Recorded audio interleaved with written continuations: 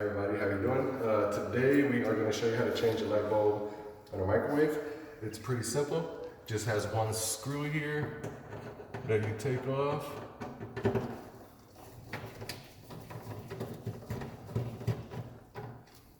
And then it'll drop. This part will just hang, which is normal. And then you can see the bulb right here. You just turn it counterclockwise. Bulb comes out, put the new bulb right back in, clockwise, until it's on there nice and tight. Test it, make sure it's good to go, and it's real simple, just turn it back up, put your screw back in,